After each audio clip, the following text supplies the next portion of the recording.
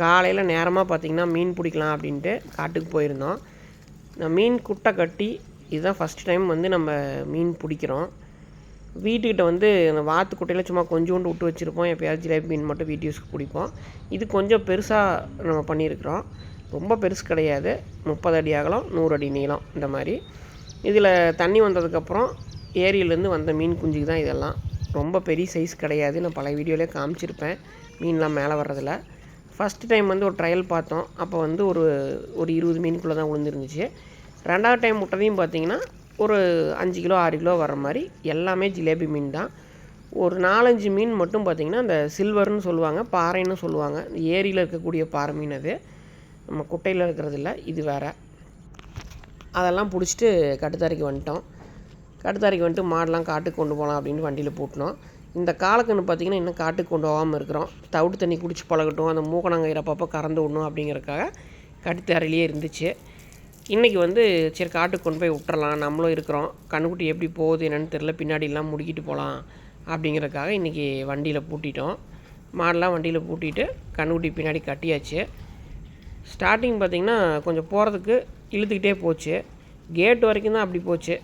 அதுக்கப்புறம் நார்மலாக போக ஆரம்பிச்சிருச்சு. இருந்தாலும் பின்னாடியே வந்து வண்டி எடுத்துகிட்டு போனேன். இனிமேல் வந்து இந்த கண்ணுக்குட்டி காட்டிலே விட்டுறலாம் அப்படின்ட்டு பிளான் பண்ணிட்டோம். பெருசானதுக்கப்புறம் நம்ம கட்டுத்தரைக்கு கொண்டு வந்துக்கலான்ட்டு இப்போ இந்த காட்டுக்கு கொண்டு வந்தாச்சு. இங்கே வந்து குட்டை மாடு இதெல்லாம் வந்து ஒரு கட்டுத்தரை காலையிலே கட்டிட்டு போயிட்டேன் மீன் பிடிக்க வரும்போதே. இப்போ வந்து இந்த மாடுகள்லாம் கொண்டு வந்துட்டோம். காட்டில் வேறு தண்ணி பாஞ்சிட்டு இருந்தது, ஆஃப் பண்ணாமல் மறந்துட்டேன். எல்லா மரமும் நம்பி வெளியே போக ஆரம்பிச்சிருச்சு. மாடு கட்டுற இடத்துக்கெல்லாம் கூட தண்ணி ஒரு சில இடத்துக்கு போயிடுச்சு. தண்ணி இல்லாத இடத்துக்கு பார்த்து தான் கட்டியிருக்கிறோம். கொண்டு வந்து கன்றுக்குட்டியை வந்து அவுத்து விட்டாச்சு. அவுத்து விட்ட உடனே காசர்கோடு கன்றுக்குட்டி கூட போய் சேர்ந்துக்கிச்சு.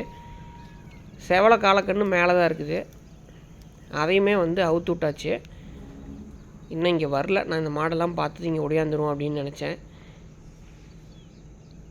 ஆனால் இன்றைக்கி வந்து செவலைக்கன்று காலக்கண்ணை வந்து பிடிச்சி கட்டுறது தான் பரவாயில்லன்னு நினைக்கிறேன். இந்த கிடாரி கன்று இங்கே கொண்டு வந்துருக்குது, அந்த காராம்பஸு கிடாரி கன்று. அதனால் அதை வந்து இதுக்கெல்லாம் ராவடி பண்ணாலும் பண்ணும். அதனால் பிடிச்சி கட்டிடணும் இன்றைக்கி. அதுக்கப்புறம் கட்டுத்தரைக்கு வந்து குதிரையை அவுத்துவிட்டோம், கொஞ்சம் நேரம் ஃப்ரீயாக இருக்கட்டும் அப்படின்ட்டு. அதுக்கு வந்து மேதீனி வந்து கோதுமை தவிடு, வறுகடலை போட்டு, சோயா போட்டு, கால்சியம் டானிக்கு, மினரல் மிக்சரு இது எல்லாத்தையும் கலந்து வச்சோம். அது பாட்டுக்கு சாப்பிட்டுட்டு கொஞ்சம் நேரம் ஃப்ரீயாக இருக்கும். மாடெல்லாம் இருக்கும்போது நம்ம அவுத்து விட மாட்டோம். மாடெல்லாம் காட்டுக்கு போனதுக்கப்புறம் தான் அவுத்து விடுவோம். தீவனம் நல்லா சாப்பிட்டு முடிச்சுட்டு அப்படியே ரவுண்ட் அடிச்சிட்டு இருக்குது. நம்மக்கிட்ட நல்லா பழகிடுச்சு, பயப்படுறதெல்லாம் இல்லை. வரும்போது பார்த்திங்கன்னா முடி வந்து ரொம்ப பெருமுடியாக போன வாரம் வீடியோவில் காமிச்சிருப்பேன். கொஞ்சம் வீக்காக இருந்துச்சு, கொஞ்சம் இல்லை நல்லாவே வீக்காக இருந்தது. இப்போ தான் கொஞ்சம் நல்லா வயிறு நம்ப ஆரம்பிச்சிருக்குது. டெய்லியும் காலையில் ஒரு கடலை மிட்டாய் கொடுக்குறனால எங்கே போனாலும் பின்னாடியே வந்துடும். குட்டியிலிருந்தே நம்ம போகும்போது கூட வந்து பழகிருச்சுன்னா குதிரை நம்ம கூட வந்து ரொம்ப க்ளோஸாக அட்டாச்மெண்ட்டாக இருக்கும். ஒரு 2 நாளுக்கு முன்னாடி பார்த்திங்கன்னா இந்த குதிரை கட்டுத்தர கூட்டுறதுக்குனே வந்து இந்த டூல்ஸ் ஒன்று செஞ்சேன். நம்ம புறா கூண்டுக்கு வைக்கிறதுக்காக அந்த கேன்லாம் கட் பண்ணியிருந்தேன். அதில் இருக்கிற வேஸ்ட்டு வச்சு ஒரு யூபிவிசி பைப் வச்சு ஒரு 3 சின்ன லைட்டாக ஒரு பிளேட் மாதிரி ஒரு ஆங்கிள் டைப்பில் எடுத்துகிட்டு வந்து ஸ்க்ரூ பண்ணிட்டேன். புல்லட் ஸ்க்ரூவும் ஏற்றியாச்சு. இது வந்து குதிரை கட்டுத்தல அந்த சாணியெல்லாம் கூட்டுறதுக்கு ரொம்ப சூப்பராக இருக்குது. மேலே வந்து டம்மி போட்டு க்ளோஸ் பண்ணிட்டேன். இதுக்கு டோட்டலாக பார்த்திங்கன்னா ஒரு 250 ரூபா தான் செலவாச்சு. அந்த பைப்பு, அந்த கம்பி, ஸ்க்ரூ இதெல்லாம் சேர்ந்து ரொம்ப சிம்பிளாக இருக்குது. காலை பார்த்திங்கன்னா புதுசாக நம்ம கல் போட்டிருந்த இடத்துல மேலே ஏற்றி இப்போ தான் கட்டி இருக்குது. எல்லாம் ஒரு கழுவி விட்டோம். ஒரு 10 நாள் ஆயிடுச்சு, 10-15 நாள் ஆயிடுச்சு கழுவி. இன்றைக்கி 2 காலையுமே கழுவியாச்சு, கழுவி கட்டியாச்சு. அப்பப்போ நம்ம கழுவிட்டே இருந்தோம்னா தான் காலையும் நல்லாயிருக்கும். இந்த பாய்ச்சல் குணமும் கொஞ்சம் கம்மியாக இருக்கும். இல்லாட்டி ரொம்ப பாய்ச்சலாக இருக்கும் நம்ம தொடாமையே இருந்தோம்னா. அதுக்கப்புறம் சாயங்காலமாக பார்த்திங்கன்னா மாடெல்லாம் மேய்ச்சல் பிடிச்சிட்டு வரும்போது சரி இன்றைக்கி மாற்றி போட்டலாம். இந்த மாடு வந்து வண்டிக்கே நம்ம பழக்கலை, இன்றைக்கி தான் ஃபஸ்ட்டு வண்டியில் வந்து பூட்டியிருக்கிறோம். செவலை மாடு இருக்க வரைக்கும் செவலை மாடு, காராம்பஸ் மாடு போகும். அது போனதுக்கப்புறம் பழைய மயில மாடும் காராம்பசு மாடும் போயிட்டு இருந்துச்சு. திடீர்னு ஏதாவது ஒரு மாடு கன்று போட்டுச்சு ஏதாவது ஒன்றுனா நம்ம மாற்றி ஓட்டுறதுக்கு கூட இப்போதைக்கு மாடு வந்து பழகின மாடு இல்லை. அதனால் புதுசாக வாங்கிட்டு வந்த அந்த மயில மாட்டை வந்து ட்ரையல் பார்க்கலாம் அப்படின்ட்டு இன்றைக்கி பூட்டியிருந்தேன். எப்பயுமே புதுசாக ஒரு மாடு பழக்கும்போது நான் இருந்தால் மட்டும்தான் ஓட்டுவேன். அதனால் சரி இன்றைக்கி ஓட்டலாம் அப்படின்ட்டு பூட்டின உடனேவே நல்லா போச்சு. கொஞ்சம் ஸ்பீடாக போச்சு. அந்த கழுத்து கூச்சம் இருக்கிறனால போக போக அப்படியே சரியாயிடும். அந்த ஸ்பீடு இருக்கிறது பார்த்திங்கன்னா புதுசாக போகிறனால தான் அந்த ஸ்பீடு. ரெகுலராக போயிட்டே இருந்துச்சுன்னா இந்தளவுக்கு வேகம் போகாது, அந்த பதட்டமும் இருக்காது.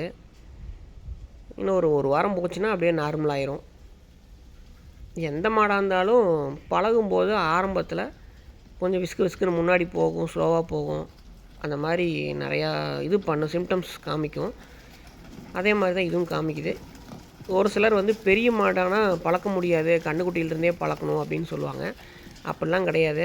ஒரு வாரம் வந்து ஆல்ரெடி போயிட்டுருக்கிற மாடுகளோட வண்டியில் வந்து சைட்லேயோ பின்னாடியோ ஏதோ ஒரு பக்கம் கட்டியிருந்தாலே போதும், ஈஸியாக வண்டி ஓட்டி நம்ம பழக்கிடலாம். இப்போ பாருங்கள், இந்த இடத்துக்கு கொண்டு வந்து திருப்பி நிறுத்த வரைக்கும் அதுவே வந்துருச்சு. நாளே நான் அப்படியே கயிற்றை மேலே போட்டு விட்டு பழக்கிறேன். அப்போ தான் நம்ம போய் கயிற்றை எடுத்து ஏறினோம்னா தான் போகும். இல்லை அவுத்து விடும்போதும் அதே மாதிரி தான் நம்ம போய் கயிற்றை எடுத்தோம்னா தான் வெளியே வரும். அடுத்தது பார்த்திங்கன்னா, நம்ம ஆவலோட எதிர்பார்த்துட்ருக்கிற நம்ம மயில மாட்டுக்கு வந்து ஸ்கேன் பண்ண டாக்டர் வர சொல்லியிருந்தோம். ஸ்கேன் பண்ணி பார்த்துட்டு செனை இல்லை அப்படின்னு சொல்லிட்டாரு. ஆனால் உள்ளே எந்த பிரச்சனையும் இல்லை, நல்லாயிருக்கு அப்படின்னு சொல்லிட்டாரு. அடுத்து பார்த்திங்கன்னா, குட்டை மாடுக்கும் செனை பார்த்துடலாம் அப்படின்னு சொல்லிட்டு அங்கேயே சாரை கூட்டிகிட்டு போயிருந்தேன். அதை பார்த்துட்டு செனை கன்ஃபார்ம் அப்படின்னு சொல்லிட்டாரு. அதுக்கப்புறம் கட்டுத்தரைக்கு வந்துட்டோம். காலையிலேருந்து கட்டியே வச்சுருந்தனால சரி குதிரையை அவுத்து ஒரு ரவுண்ட் நடக்க விடலாம் அப்படின்ட்டு நடந்து பிடிச்சிட்டு போனோம். அது எப்பயுமே வந்து அவுத்து விட்ருக்க மாட்டோம். காலையில் கொஞ்ச நேரம், சாயந்தரம் கொஞ்ச நேரம் அவுத்து விடுவோம். அது இல்லாமல் நம்ம கையில் பிடிச்சிட்டு நடந்து போய் பழக்கணும்னா தான் நம்ம எங்கே பிடிச்சிட்டு போனாலும் கூடவே வரும். கொஞ்சம் தூரம் போய் குதிரை அந்த சாணி போட்டுச்சு. அந்த சாணியில் பார்த்தா பயங்கரமான புழு.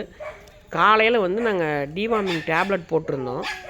இப்போ பார்த்தா பயங்கரமான புழு. எப்பயுமே வந்து டிவார்ம் பண்ணிடணும் அப்படிங்கிறது இதுதான். இது குட்டி போட்டதுலேருந்தே அவங்க டிவார்மிங் பண்ணியிருக்க மாட்டாங்க.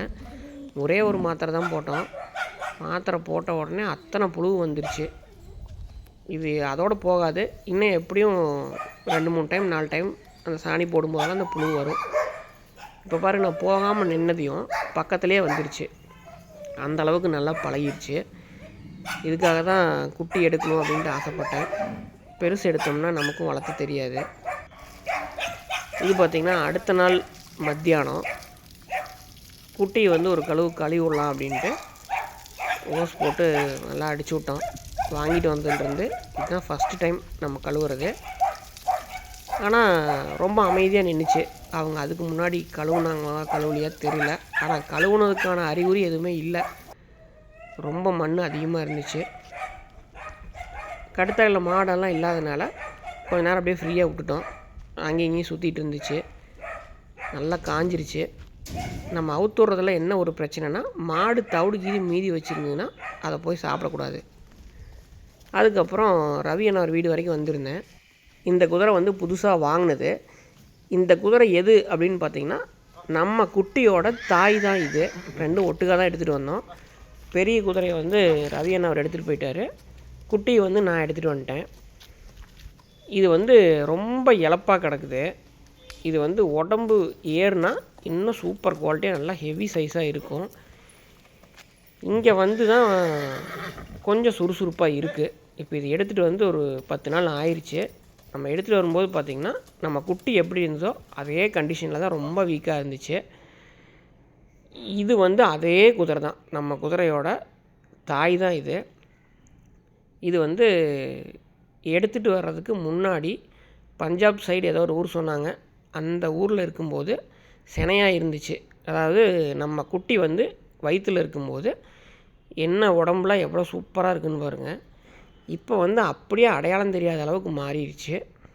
இந்த உடம்பு வந்துச்சுன்னா தான் இந்த குதிரையோட லட்சணமே தெரியும். இப்போ பார்த்தோம்னா ரொம்ப பொசுக்குன்னு இருக்குது.